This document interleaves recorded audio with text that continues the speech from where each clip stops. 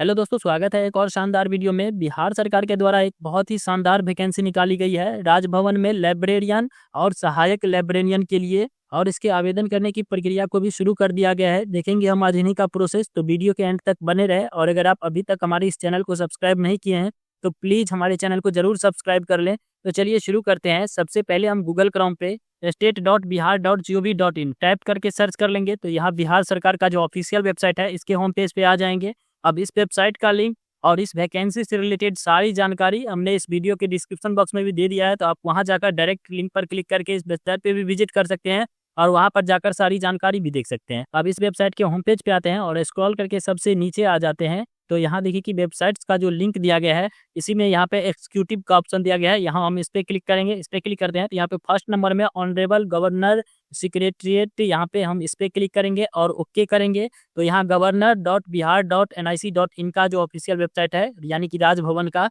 इसके home page पे आ जाएंगे। अब इसके होम पेज पे स्क्रॉल करके थोड़ा नीचे आते हैं तो यहाँ हम देख पाते हैं कि लेटेस्ट न्यूज में यहाँ पे रन हो रहा है advertisement for permanent appointment to the vacant post of librarian and assistant librarian in the governor secretariat Bihar Patna. यहाँ पे कुछ इस प्रकार का लेटेस्ट न्यूज शो हो रहा है। अब यहाँ अगर यह शो नहीं हो रहा है तो यहाँ बार बार रन होके यह भाग जा रहा है, तो यहाँ पे आप फर्स्ट नंबर, यहाँ देखिए कि 1 2 3 का जो डॉट दिया गया है, यहाँ हम फर्स्ट नंबर डॉट पे क्लिक करेंगे तो यह जो है सो यहाँ पे शो होने लगेगा। अब यहाँ हम इस लिंक पे क्लिक करते हैं और ओके करते हैं तो यहाँ पे इसका एडवर्टाइजमेंट खुल के आएगा। यहाँ पे देख पाते हैं कि एडवर्टाइजमेंट में फर्स्ट नंबर में ही यहाँ पे टाइटल में दिया गया है, आप इसको पढ़ सकते हैं। और यहाँ पे स्टार्ट डेट दिया गया है कि 9 जनवरी 2025 से आवेदन की प्रक्रिया शुरू कर दी गई है और इसकी अंतिम जो तिथि रखी गई है वह 8 फरवरी 2025 तक रखी गई है। अब इसका फुल नोटिफिकेशन देखने के लिए यहाँ हम व्यू पे क्लिक करेंगे। व्यू पे क्लिक करते हैं तो यहाँ पे 3 पेज का एक PDF खुल के आएगा। अब इसमें इससे जुड़ी सारी जानकारी दी गई है।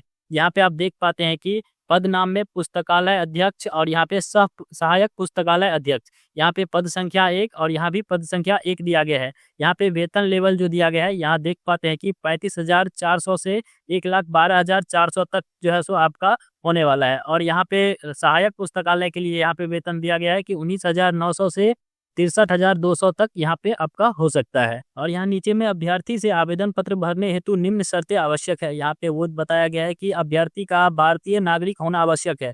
अब यह जरूरी है कि आप केवल बिहार के नागरिक हैं तभी आप इस फॉर्म को भर सकते हैं। आप इंडियन कहीं का भी हैं, किसी भी स्टेट से हैं तो आप इस फॉर्म को भर सकते हैं। यहाँ पे शैक्षणिक योग्यता बताया गया है कि पुस्तकालय अध्यक्ष के रिक्त पद के विरुद्ध आवेदन भरने की अंतिम तिथि तक अभ्यर्थी को राज्य सरकार या केंद्र सरकार द्वारा मान्यता प्राप्त विश्वविद्यालय या संस्थान से लाइब्रेरी साइंस या लाइब्रेरी इंफॉर्मेशन साइंस में स्नातक की उपाधि के अतिरिक्त किसी मान्यता प्राप्त संस्थान से कंप्यूटर एप्लीकेशन में डिप्लोमा कम से कम 6 माह का सर्टिफिकेट कोर्स की उपाधि होनी चाहिए, यानी DCA जो होता है डिप्लोमा इन कंप्यूटर एप्लीकेशन, वह होना चाहिए। और उसके बाद यहाँ पे बताया गया है सहायक पुस्तकालय अध्यक्ष के रिक्त पद के विरुद्ध आवेदन भरने की योग्यता को बताया गया, आप यहाँ पे देख सकते हैं। उसके बाद यहाँ पे आरक्षण कोटि अनारक्षित होगी और उम्र सीमा यहाँ पे बताया गया कि न्यूनतम आयु जो होना चाहिए वो 1/8/2024 को न्यूनतम उम्र 21 वर्ष और अधिकतम उम्र राज्य सरकार के नियमानुसार सभी कोटि के लिए निर्धारित अलग अलग अधिकतम आयु छूट सहित यहाँ पे दिया गया है।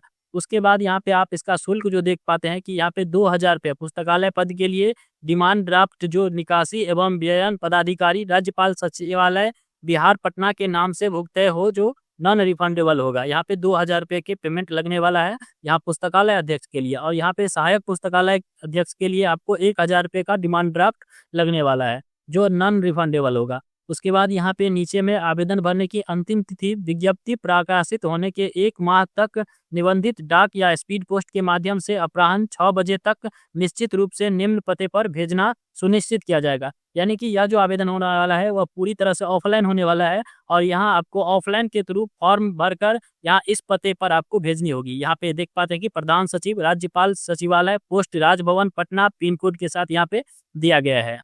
और यहाँ पे बताया गया कि आपको कौन कौन से डॉक्यूमेंट स्पीड पोस्ट के जरिए भेजना है। तो यहाँ बताया जा रहा है कि आवेदन पत्र के साथ शैक्षणिक योग्यता, अनुभव प्रमाण पत्र, आवासीय प्रमाण पत्र, जाति प्रमाण पत्र, जन्म तिथि से संबंधित प्रमाण पत्र की स्व अभिप्रमाणित, यानी कि जो भी आप भेजने वाले हैं उसके छाया प्रति पर आप अपना हस्ताक्षर कर देंगे। उसके बाद यहाँ बताया गया है कि स्क्रीनिंग समिति की अनुशंसा तथा साक्षात्कार के आधार पर नियुक्ति पत्र राज्यपाल सचिवालय राजभवन बिहार पटना द्वारा निर्गत किया जाएगा। और यहाँ पे बताया गया है कि नियुक्ति किए जाने वाले व्यक्ति के बीच एकरारनामा एग्रीमेंट संपन्न किया जाएगा। प्रेस विज्ञप्ति को संशोधित रद्द करने का अधिकार राज्यपाल सचिवालय को होगा। और यहाँ स्क्रॉल करके नीचे आते हैं तो यहाँ अब इसका प्रिंट निकाल लेंगे। आवेदन का विहित प्रपत्र जो होता है यहाँ पे इसका प्रिंट निकाल लेंगे लास्ट 3 नंबर का, और यहाँ इसको मैनुअली फिल करेंगे। यहाँ फिल क्या करना है तो यहाँ पे बताया गया कि आवेदक या आवेदिका का नाम, यहाँ पिता का नाम और यहाँ पे माँ का नाम, यहाँ माँ का नाम और यहाँ पे पिता का नाम, और यहाँ पे स्थायी पता, फुल पता जो होता है, विलेज पोस्ट, पीएस और डिस्ट्रिक्ट वगैरह सब करके यहाँ पे अपने पिन कोड के साथ फिल कर लेंगे। और यहाँ पे आप अपना पासपोर्ट साइज का एक फोटो लगा लेंगे कलर में। और उसके बाद यहाँ पे पत्राचार का पता, अगर आपका स्थायी पता और पत्राचार का पता दोनों सेम है तो यहाँ पे सेम एड्रेस फिल कर लेंगे। सिर्फ यहाँ पे आप अपना मोबाइल नंबर फिल कर लेंगे पत्राचार का पता में।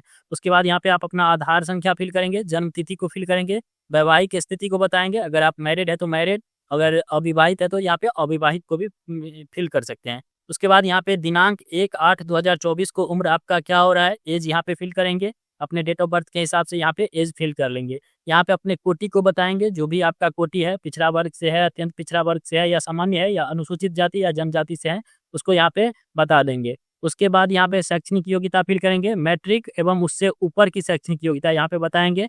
तो यहाँ पे देखिए कि क्रम संख्या 1, 2, 3 के अनुसार यहाँ पे परीक्षा का नाम, उत्तीर्णता का वर्ष, यहाँ पे बोर्ड या विश्वविद्यालय या संस्था का नाम, प्राप्तांक एवं प्रतिशत यहाँ पे निकाल कर फिल कर लेंगे। और यहाँ पे श्रेणी जो भी हुए, फर्स्ट, सेकेंड, थर्ड, उसको यहाँ पे फिल कर लेंगे। उसके बाद यहाँ पे बताया गया है कि तकनीकी अन्य योग्यता प्रमाण पत्र संलग्न करे, यानी कि जो डॉक्यूमेंट लगाने वाले हैं उसको यहाँ पे बता देंगे। और यहाँ पे अनुभव अवधि के साथ प्रमाण पत्र संलग्न करे, यहाँ पे जो भी अनुभव प्रमाण पत्र लगाने वाले हैं, यानी कि डीसीए सर्टिफिकेट या फिर जो भी लगाने वाले अनुभव एक्सपीरियंस सर्टिफिकेट, उसको यहाँ पे बताएंगे। उसके बाद यहाँ पे 2 विनिर्धारकों का नाम पता सहित जो आवेदक को भली भांति पहचानता हो। अब यहाँ किसी भी अपने रिलेटिव या फिर अपने जो है सो दोस्त वगैरह सबका नाम यहाँ पे किन्हीं 2 का यहाँ पे फिल कर लेंगे, उनका नेम और यहाँ पे उसका एड्रेस। उसके बाद यहाँ घोषणा पत्र में यहाँ के मैं के बाद यहाँ पे अपना नेम फिल करेंगे और यहाँ पे आप अपना हस्ताक्षर कर देंगे। और यहाँ जिस भी तिथि में आप इस फॉर्म को भर रहे हैं उस तिथि को यहाँ पे फिल करेंगे।